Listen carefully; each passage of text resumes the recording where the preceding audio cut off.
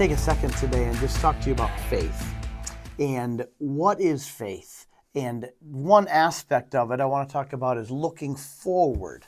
So if you're coaching a team, a basketball team, one of the things that a good coach does who has a good program, they're coaching their team, obviously. Let's say you're coaching a varsity team in high school. So you're coaching your juniors and seniors in high school, and that's your focus at that moment. But a great coach will also have his eye on the ninth graders and 10th graders and making sure they're developed, and the 7th graders and 8th graders. And then the really good coach is seeing to the 4th graders and 5th graders. This continual developing of people, because a good program isn't a one-year thing. It's a continual program that has success over and over again. And the only way to have success continually is to keep looking to the younger people.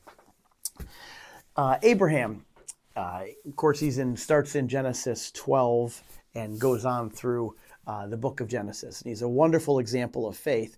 And in the book of Hebrews, chapter 11, it talks about his faith, but not just his faith, but all these great men and women of faith. And I want you to see that the one thing that they all have in common is their faith went beyond themselves.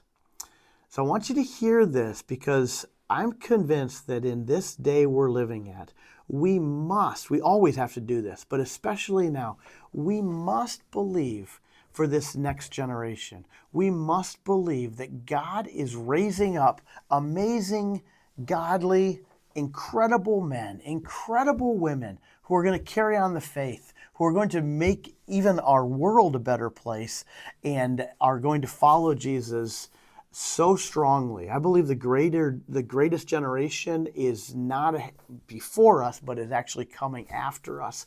And so this whole notion, let me read out of Hebrews 11 and verse 13, where it talks about all these great men and women of faith. It says, all these people were still living by faith when they died.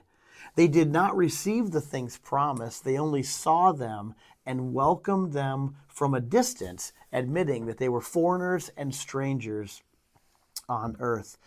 So every great person who walked by faith did not receive the fullness of their promise. Why? Because God has the promise tied into generations after generation. Then it goes on at the end of chapter 11 and says in verse 39, these were all commended for their faith, yet none of them received what had been promised. That's a little bit depressing. They're people of faith, but they actually never received all that had been promised. Why? Since God had planned something better for us, so that only together with us they would be made perfect. This is what I want us to see, that our faith has this notion of the people in the past together with us see the move of God.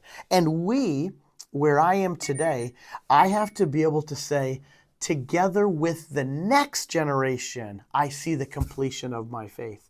And so this whole notion of it's not just me or my generation or my church or my people group, it is a together with us, those who went before me and those who come after us. And so this continual, I'm grabbing hold of the faith of those who went before me, honoring them, and I'm reaching out to those behind me so that we walk this thing together. Why? So that together with us, we all see the purposes of God fulfilled. So I ask you to really be praying for our young people all over the world.